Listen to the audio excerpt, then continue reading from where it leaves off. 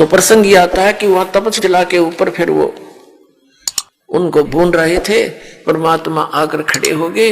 वो तपशिला तो ज्यों की तो गर्म है, बहुत ज्यादा उसका जो है टेम्परेचर है, तापमान है, लेकिन परमात्मा के वहां पहुंचते ही वो उसकी जो आंच है, उसकी आंच जो है उन तपशिला पर पड़े हुए गिरे हुए उन प्राणियों को प्रभावित नहीं कर रही थी।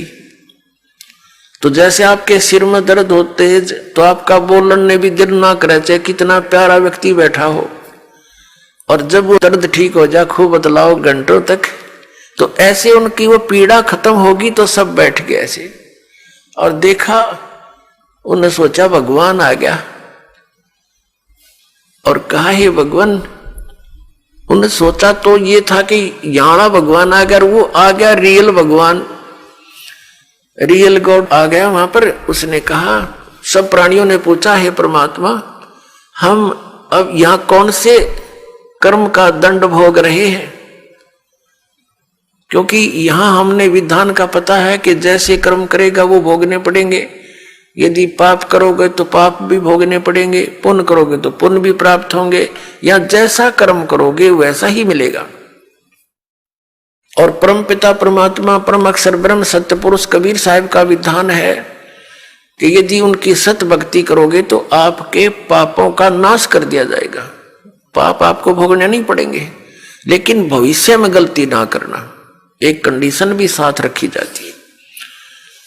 तो वहां जब वो प्राणियों ने पूछा कि हे भगवान, हम कौन से कर्म का दंड भोग रहे हैं, तो परमेश्वर ने कहा कि ये कर्म जिसका तुम यहां दंड भोग रहे हो, ये कर्म तुम्हें इस काल के लोक में नहीं किया, यो किया था सतलोक में, और वहां तुमने ये ऐसी गलती की थी जिस कारण से आप ये दंड भोग रहे हो।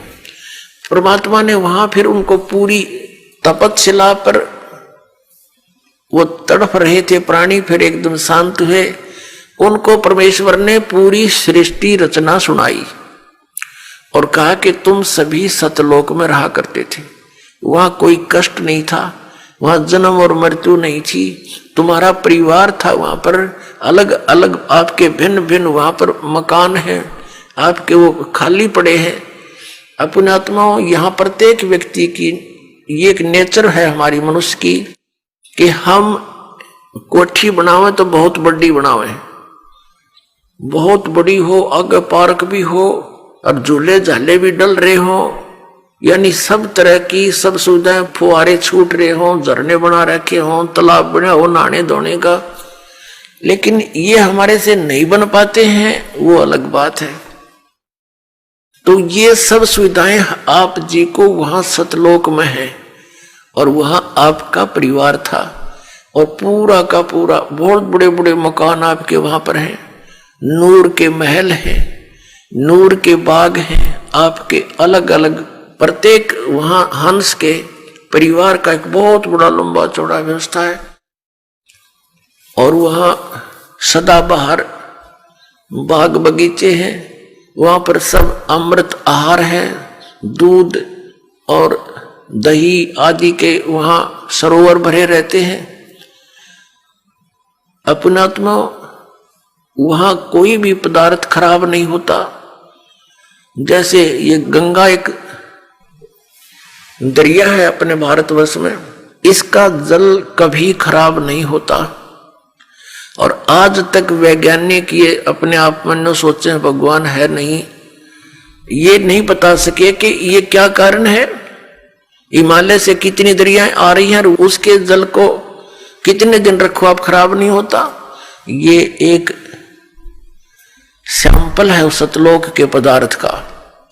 ये सतलोक से आई है ये गंगा, और सतलोक से आई है ये निरंजन काल के लोक में, फिर आई है ब्रह्मांड में, जहां ये काल का एक टॉप, ब्रह्मांड के शिखर में टॉप में इसका अलग से एक गुप्त स्थान है। ये पहले वहां आकर गिरी, वहां इसने इसका बहुत बड़ा सरोवर था, वो 6 महीने में भरा, वहां से फिर आई विष्णु के लोक में, वहां का सरोवर भरा, उसके बाद फिर आई है शिव के लोक में, यहाँ जो इस काल का पुत्र है शिव, उस शिव के लोक का भी एक जटा कुंडली डैम है, एक बहुत बड़ा सरोवर है, वो 6 महीने में फुल हुआ वो भी, फिर वहां से फिर ये ओवरफ्लो होकर वहां से चली, वहां से आ रही है। ये इसके आने का तरीका दूसरा है। जैसे समुद्र से यहां वर्षा जो होती है तो समुद्र का जल कैसे वहां से चलता है, वाष्प बनकर उठा,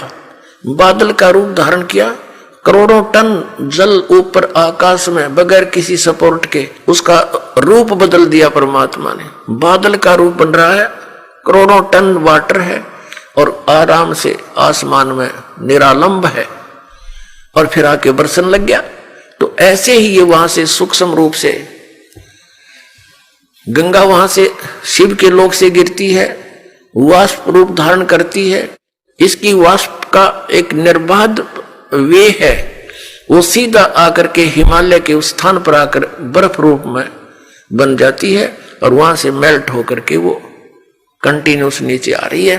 तो ये सैंपल है उस परमात्मा के सतलोक के पदार्थों का। वह कभी यहां भी खराब ना होती से गंदे लोक में, वहां तो बड़ा स्वच्छ स्थल है।